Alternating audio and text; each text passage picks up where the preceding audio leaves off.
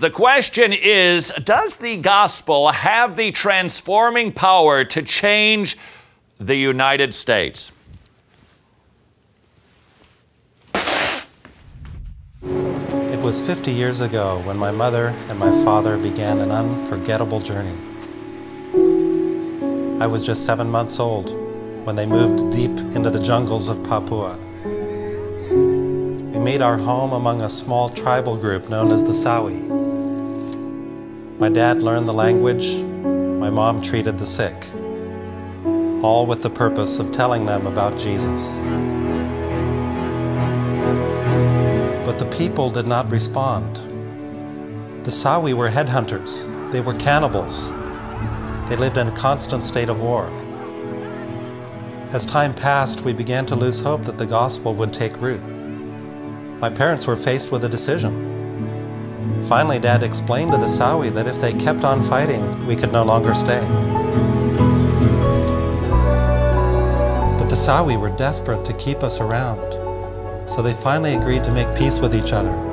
In order for that to happen, each Sawi village gave an infant, a baby boy, to their enemies, and this child became known as the Peace Child.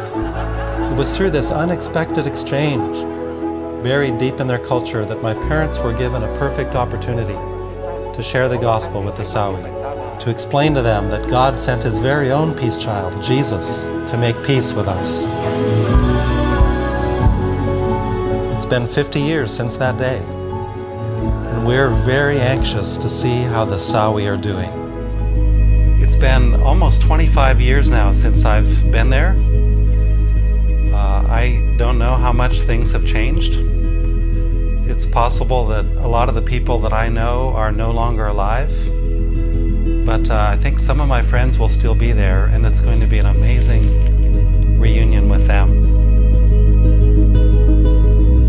Joining my two brothers, Shannon and Paul. My dad just turned 77, and this is his first time back in many, many years.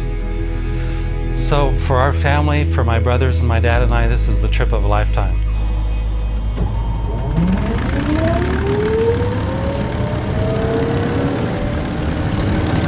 So now we climb, all we do is climb, and we'll just keep on climbing until the day we die, until the day that we die, until the day that we die, until the day that we die, until the day that we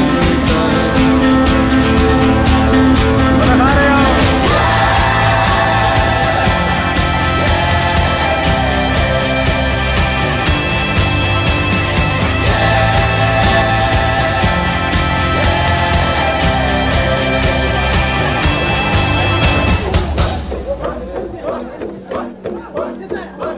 These are Kaigar tribesmen from upriver, and they're the ones who actually paddled our family in on this very river. And three of these guys were actually the actual paddlers from that time. I couldn't believe this. He's so proud because he said we gave them to the Sawi. Yeah, they're real proud because they said they gave up their mom and dad and gave them to the Sawi, their enemy tribe. Yeah. Her father was one of the paddlers, and he died, so she's taking his place. She's taking his place. These two women are the daughters of the paddlers who brought mom and dad. And they have their weapons in their canoes here to reenact the fact that they brought their weapons because they were heading into enemy territory. So each person is here with a meaning. There's symbolism in each person's presence on this little flotilla of 3 canoes. Just to taking us to the same place where we landed. Yeah, to the very same spot.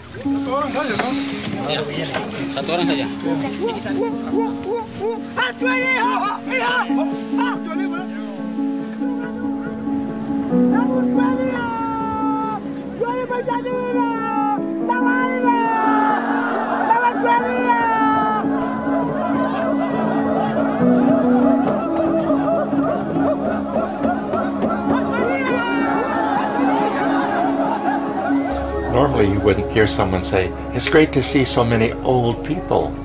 Disease took its toll. Death from warfare took its toll. But now to come back and see that there are just throngs among the crowds of people. Throngs of people with gray hair and old enough that they have trouble walking along the trail. That's a special joy. So they've reached out and they've invited, I think, 5 tribes around them. So they're making themselves a base because something really significant happened among them.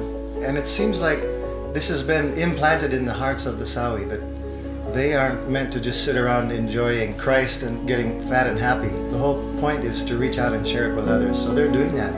We're seeing it in action. He's explaining he's from a remote village, and after the Bible was translated, someone brought the scriptures to him, and he believed. Isaac. He's taken a Christian name called Isaac. They really rolled out the red carpet. Hundreds and hundreds of people from 5 different tribes were here.